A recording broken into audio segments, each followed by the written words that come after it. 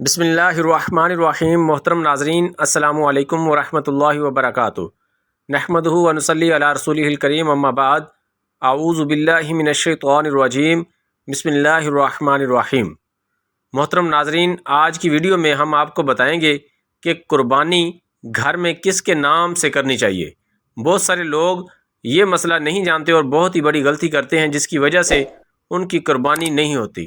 بعض لوگ اپنے والدین کی طرف سے قربانی کرتے ہیں، یعنی والد یا پھر والدہ حیات ہیں ان کی طرف سے قربانی کرتے ہیں۔ بعض گھروں میں یہ روٹین ہوتی ہے کہ ہر سال گھر میں کسی نہ کسی فرد کے نام سے قربانی کی جاتی ہے، یعنی ایک سال والد نے اپنی طرف سے کی، پھر دوسرے سال بیوی کی طرف سے، پھر تیسرے سال کسی بچے کے نام سے، پھر اگلے سال کسی اور بچے کے نام سے۔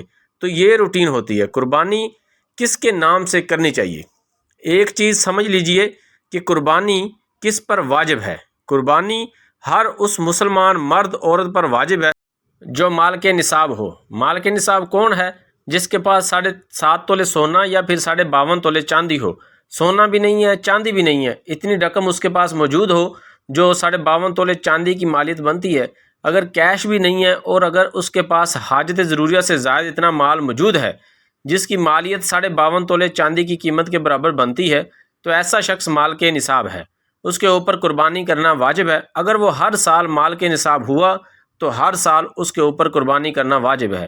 اب بعض لوگ کیا کرتے ہیں کہ اپنا واجب چھوڑ کر، یعنی گھر کا جو سربراہ ہے وہ مال کے نصاب ہے، اس کے اوپر قربانی کرنا واجب ہے، لیکن وہ یہ سمجھتا ہے کہ جب تک والدین حیات ہیں تو بیٹا اپنی طرف سے قربانی نہیں کر سکتا۔ یہ تصور بھی بعض لوگوں میں پایا جاتا ہے کہ جب تک والدین حیات ہیں تو اولاد اپنی طرف سے قربانی نہیں کر سکتی۔ یہ بہت بڑی غلطی ہے۔ گھر میں جتنے بھی افراد ہیں ان میں سے جو مال کے نصاب ہیں جس کے اوپر قربانی واجب ہے وہ اپنا واجب پہلے ادا کرے۔ اگر والدین گھر کے سربراہ ہیں تو پھر ان کی طرف سے قربانی کی جائے گی۔ اگر بیٹا سربراہ ہے تو پھر وہ مال کے نصاب ہوا تو اپنی طرف سے قربانی کرے گا۔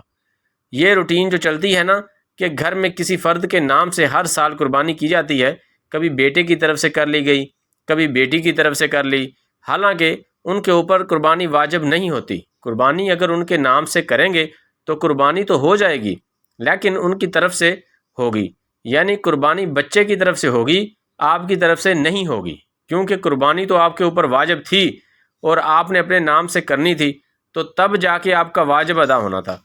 مجھے امید ہے آپ کو میری بات سمجھ آ گئی ہوگی۔ عزیز دوستو، اگر ویڈیو اچھی لگی تو چینل کو لائک کریں، سبسکرائب کریں اور بیل آئیکن بٹن کو دبا دیں تاکہ ہر نئی آنے والی ویڈیو آپ تک آسانی سے پہنچ سکے۔